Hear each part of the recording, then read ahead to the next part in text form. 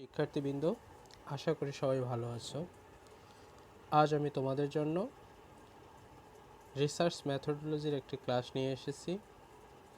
আজকে আমি তোমাদের যে বিষয়টি পড়াবো সেটি হচ্ছে definition of research problem and sources of research problem, অর্থাৎ একটি গবেষণার সমস্যার সংজ্ঞা এবং গবেষণার সমস্যার উৎসসমূহ, অর্থাৎ হচ্ছে সমস্যার সংজ্ঞা এবং সমস্যার উৎস। তো আমরা সাধারণত জানি যে কোনো বৈজ্ঞানিক গবেষণা শুরু হয় একটি সমস্যাকে কেন্দ্র করে। যদি সমস্যা না হয়, কোনো বৈজ্ঞানিক সমস্যা না হয়, তাহলে গবেষণা সেখানে শুরু হওয়ার কোনো অবকাশ নেই। আর কিভাবে একটি বিষয় বৈজ্ঞানিক গবেষণায় পরিণত হয় সেটি হচ্ছে যখন কোনো প্রাকৃতিক ঘটনাবলীকে আমরা সাধারণভাবে ব্যাখ্যা করতে ব্যর্থ হই, তখন সেটি বিজ্ঞান ভিত্তিক বা গবেষণার মাধ্যমে আমরা বিজ্ঞান ভিত্তিক ব্যাখ্যা করতে চেষ্টা করি। আর সেখান থেকেই শুরু হয় একটি বৈজ্ঞানিক গবেষণা। যে কোনো সাধারণ সমস্যা এবং বৈজ্ঞানিক সমস্যার মধ্যে অনেকটাই তফাৎ রয়েছে। যেমন একজন ব্যক্তি অর্থনৈতিকভাবে দুর্বল, তার টাকা পয়সা নেই, সেটি হচ্ছে তার ব্যক্তিগত সমস্যা। কিন্তু একটি বৈজ্ঞানিক সমস্যা হতে হবে যেটি মানুষের বা বৈজ্ঞানিক সমস্যা অবশ্যই মানুষের কল্যাণে নিহিত হতে হবে।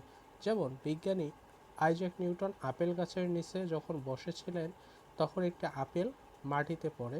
ইনি প্রাকৃতিকভাবে এই ঘটনাটি ব্যাখ্যা করার চেষ্টা করে যখন ব্যর্থ হলেন, তখন তিনি বিজ্ঞান ভিত্তিক ব্যাখ্যা দেওয়ার চেষ্টা করলেন। আর এখান থেকে একটা বৈজ্ঞানিক সমস্যা শুরু হয়। তো আমরা এখন দেখে নেই যে একটি সমস্যার সংজ্ঞা কী। অ্যাকর্ডিং টু কার্লিঙ্গার 1967 বলছেন, a research problem is an interrogative sentence or a statement that asks what relation exists between two or more variables. অর্থাৎ তিনি বলতে চেয়েছেন যে সমস্যা হলো এমন একটি প্রশ্নবোধক বাক্য বা উক্তি যা দুই বা ততোধিক চলের মধ্যকার সম্পর্ককে জানতে চায়। অর্থাৎ সমস্যা হলে সেই সমস্যাটি অবশ্যই দুই বা ততোধিক অনির্ভরশীল চল এবং নির্ভরশীল চলের মধ্যকার যে সম্পর্ক রয়েছে, এছাড়াও একাধিক চল হতে পারে, সেই চলগুলোর মধ্যে যে সম্পর্ক রয়েছে সেই সম্পর্কটা জানতে চায় কে? এই গবেষণা সমস্যা। ফিশার, লেইন এবং স্টকওয়েল 1991 বললেন, a problem is a perceive difficulty, a feeling of discomfort with the way things are, a discrepancy between what some are believe should be and what is. অর্থাৎ সমস্যা হলো এক ধরনের প্রত্যক্ষিত অসুবিধা, কোনো বস্তুর অবস্থানগত কারণে অনুভূত অস্বাচ্ছন্দ্য, কারো প্রত্যাশা এবং বাস্তবতার মধ্যকার অসামঞ্জস্যতা। তাহলে তারা বললেন সমস্যা হলো এক ধরনের প্রত্যক্ষিত অসুবিধা, কোনো বস্তুর অবস্থানগত কারণে অনুভূত অস্বাচ্ছন্দ্য এবং কারো প্রত্যাশা ও বাস্তবতার মধ্যকার অসামঞ্জস্যতা। তাহলে সমস্যা হতে গেলে কোনো একটা বস্তু যদি সমস্যা হয়, তাহলে সেটি একজন ব্যক্তির মধ্যে প্রত্যক্ষিত অসুবিধা হিসেবে হতে পারে, সেটাও অবস্থানগত কারণে অস্বাচ্ছন্দ্য অনুভব হতে পারে। আবার কারো প্রত্যাশা এবং বাস্তবতার মধ্যে যখন পার্থক্য সৃষ্টি হয়, তখনও সেটি সমস্যা হিসেবে আবির্ভূত হতে পারে। এখন আমরা দেখব সমস্যার উৎসগুলো কী। তো বিজ্ঞানী ম্যাকগুইগান 1997 সালে সমস্যার 3টি উৎসের কথা বলেন। এগুলো হলো এ গ্যাপ ইন আওয়ার নলেজ, 2 নম্বর হচ্ছে কন্ট্রাডিক্টরি রেজাল্ট, আর 3 নম্বর হচ্ছে এক্সপ্লেইন ফ্যাক্টস। তো আমরা এই বিষয়গুলো এখন ব্যাখ্যা করব। এ গ্যাপ ইন আওয়ার নলেজ বা হচ্ছে বাংলায় আমরা বলি জ্ঞানের ঘাটতি। তো জ্ঞানের ঘাটতিটা কি? কোনো বিষয় সম্পর্কে যখন আমাদের যথেষ্ট জ্ঞানের অভাব বা জ্ঞানের ঘাটতি থাকে, তখন তা আমাদের গবেষণার উৎস হিসেবে, গবেষণা সমস্যার উৎস হিসেবে কাজ করে থাকে। আমরা একটা উদাহরণের সাহায্যে খুব সহজেই বলতে পারি যে রিডিং এঙ্গেজমেন্টের সাথে ফ্যামিলি এনভায়রনমেন্টের কী সম্পর্ক। সেটা খুঁজতে গিয়ে দেখা গেছে যে ইতিপূর্বে যেসব গবেষণা সম্পাদিত হয়েছে এদের মধ্যে সরাসরি কোনো উত্তর দেওয়া সম্ভব হয়নি। রিডিং এনভায়রনমেন্টের সঙ্গে ফ্যামিলি এনভায়রনমেন্টের সম্পর্ক খুঁজতে গিয়ে ইতিপূর্বের গবেষণাগুলোর যখন আমাদের কাছে কোনো ধরনের উত্তর মেলেনি বা রিডিং এনভায়রনমেন্টের সঙ্গে ফ্যামিলি এনভায়রনমেন্টের কোনো সম্পর্ক আছে কি না যদি আমাদের স্পষ্ট উত্তর জানা না থাকে তখন সেটি আমাদের কাছে একটা নতুন সমস্যার উদ্ভব হতে পারে। 2 নম্বর হচ্ছে কন্ট্রাডিক্টরি রেজাল্ট বা পরস্পর বিরোধী ফলাফল। কোনো গবেষণায় যদি একাধিক পরস্পর বিরোধী ফলাফল পাওয়া যায় তবে তা নতুন গবেষণা সমস্যার উৎস হিসেবে কাজ করে। যেমন দেখা যাচ্ছে যে রিডিং এনভায়রনমেন্টের সঙ্গে ফ্যামিলি এনভায়রনমেন্টের উপর পরিচালিত পূর্বের একটি গবেষণায় দেখা গেল যে রিডিং এনভায়রনমেন্টের সঙ্গে ফ্যামিলি এনভায়রনমেন্টের ইতিবাচক সম্পর্ক বিদ্যমান, আর অন্য আরেকটি গবেষণায় দেখা গেল রিডিং এনভায়রনমেন্টের সঙ্গে ফ্যামিলি এনভায়রনমেন্টের নেতিবাচক সম্পর্ক বিদ্যমান। এই যে একটি গবেষণায় ইতিবাচক এবং অপর একটি গবেষণায় নেতিবাচক ফলাফল বিদ্যমান, এই দুইটি থেকে আমাদের কি পরস্পর বিরোধী ফলাফল থেকে আমাদের মাঝে আরেকটি সমস্যার উদ্ভব হতে পারে এবং এখান থেকে নতুন আরেকটি বিষয় গবেষণা সৃষ্টি হতে পারে। 3 নম্বর হচ্ছে এক্সপ্লেইনিং ফ্যাক্টস বা কোনো প্রকৃত ঘটনা ব্যাখ্যা করা। আমরা জানি সমাজ প্রতিনিয়ত পরিবর্তনশীল, সময়ের সাথে সাথে আমাদের চারপাশে নতুন নতুন সমস্যার উদ্ভব হয়েছে এবং আমরা তা সবসময় সমাধানের চেষ্টা করি। কিছু সমস্যা আমরা সমাধান করতে পেরেছি, আবার কিছু সমস্যার আংশিক সমাধান করতে পেরেছি। যেমন আমরা বলতে পারি যে পিরামিডে কীভাবে মানুষের মমি করে রাখা হতো তা নিয়ে বিস্তর গবেষণা হয়েছে, কিন্তু আমরা তারপরেও আমাদের জ্ঞানের যথেষ্ট ঘাটতি রয়েছে যে এখনও আমরা ঠিক বুঝে উঠতে পারিনি বা এখনও আমাদের কাছে কিছু রহস্য রয়ে গেছে যে মমি আসলে কিভাবে করা হয়। তো এই ধরনের জ্ঞানের ঘাটতি থেকেও নতুন আরেকটি সমস্যার উদ্ভব হতে পারে। তো ম্যাকগুইগান 1997 সালে মূলত সমস্যার 3টি উৎসের কথা বলেছেন। এছাড়াও কুমার 2012 আরও কিছু সমস্যার উৎসের উপর আলোকপাত করেছেন, আমরা সেগুলো আলোচনা করব।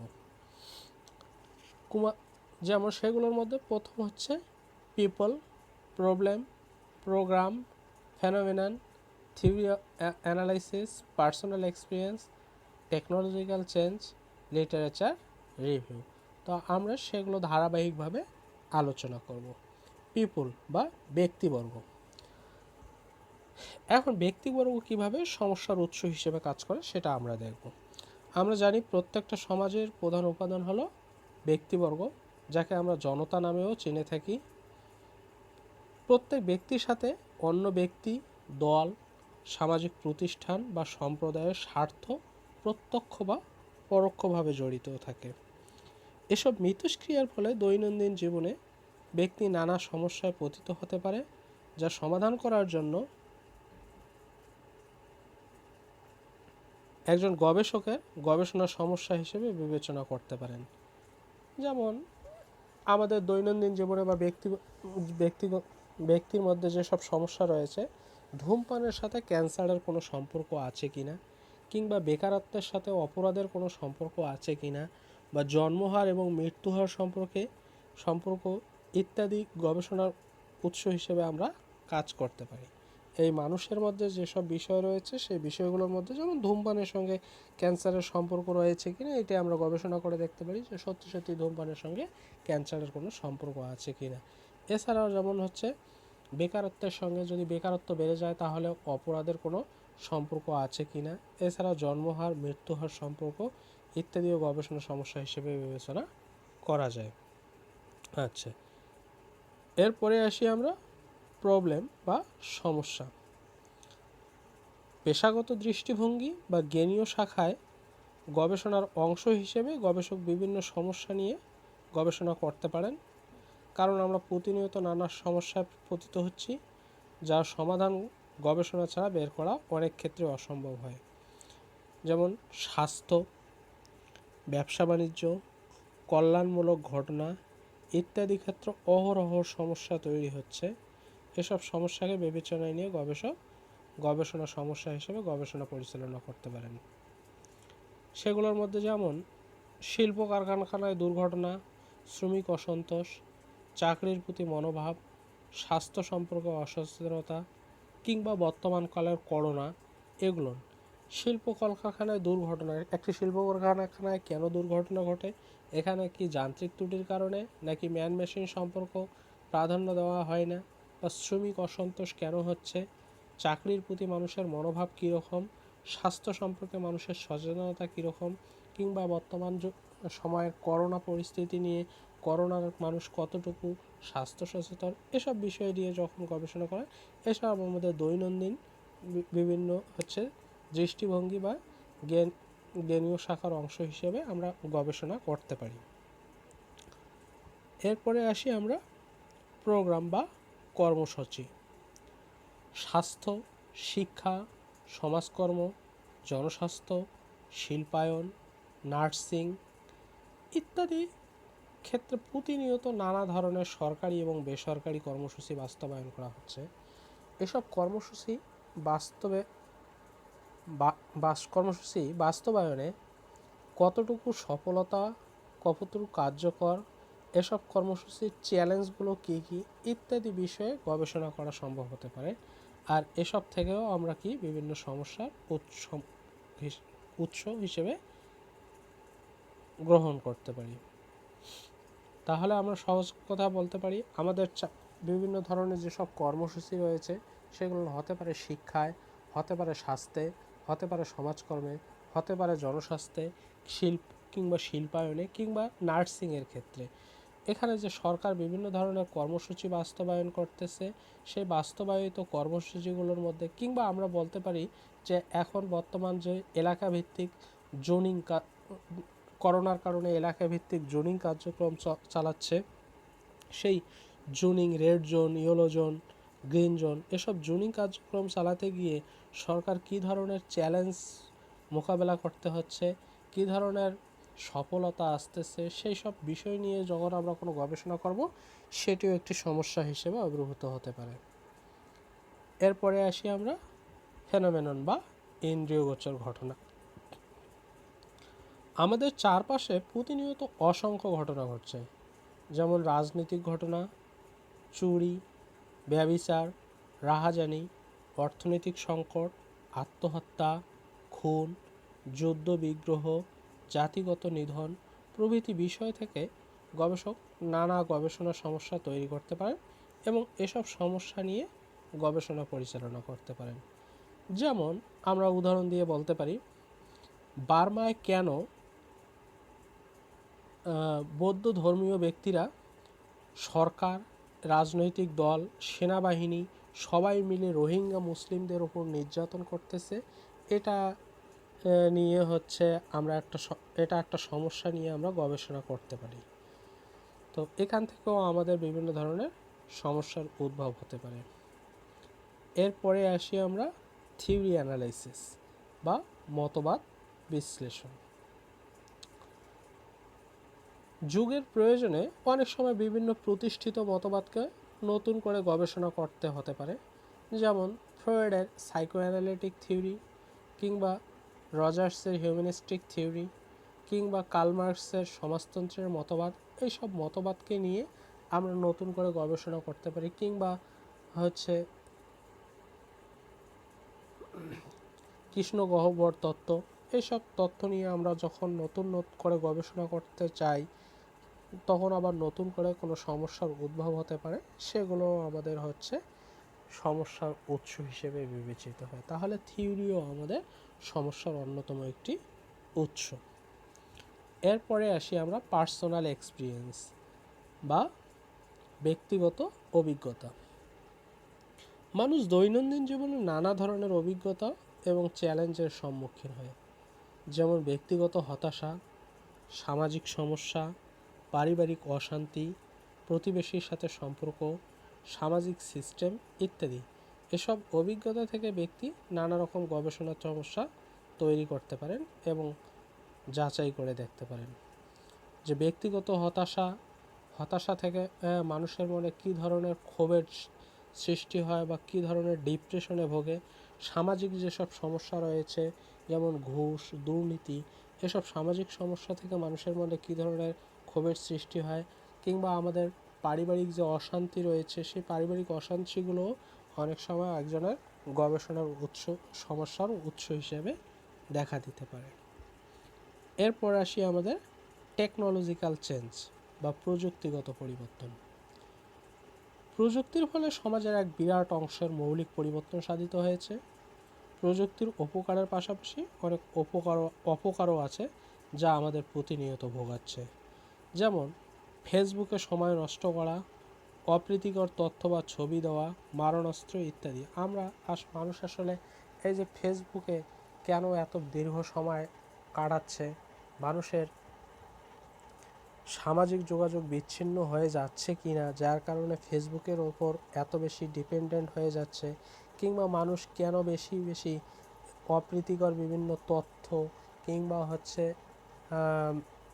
কেন গুজব ছড়াচ্ছে, কি বিভিন্ন অপ্রীতিকর ছবি দিচ্ছে, দিয়ে সেগুলোর মানুষের এই ধরনের বিকৃত মস্তিষ্ক কেন তৈরি হচ্ছে, এগুলো নিয়েও আমাদের সমস্যার সৃষ্টি হতে পারে, এবং তখন আমাদের একটা নতুন গবেষণার সমস্যা হিসেবে আমাদের সামনে উপস্থিত হয়, এবং সেখান থেকে গবেষণা করে আমরা একটি ভালো ফলাফল পেতে পারি।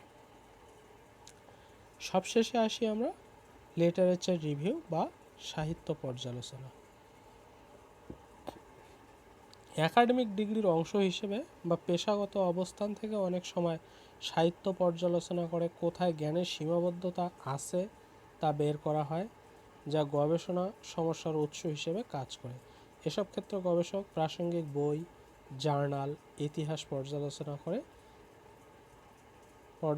করে সাধারণত সমস্যা সমাধানের চেষ্টা করেন। আমরা যখন কোনো একাডেমিক ডিগ্রির অংশ হিসেবে হতে পারে সেটি পোস্ট গ্রাজুয়েশন ডিগ্রি কিংবা ডক্টরেট ডিগ্রি, এসব ডিগ্রির ক্ষেত্রে আমরা যখন কোনো পেশাগত অবস্থান থেকে আমরা সাহিত্য পর্যালোচনা করে দেখি কোথাও জ্ঞানের কোনো ঘাটতি আছে কিনা, জ্ঞানের কোনো ফাঁক আছে কিনা, জ্ঞানের কোনো সীমাবদ্ধতা আছে কিনা, সেই সীমাবদ্ধতাকে কাটিয়ে ওঠার জন্য নতুন করে আবার গবেষণা করতে পারি। সেই গবেষণাগুলো আমাদের কাছে একটা সমস্যা হিসেবে আবির্ভূত হয়, এবং সেখান থেকেও আমরা সমস্যা সমাধানের চেষ্টা করি।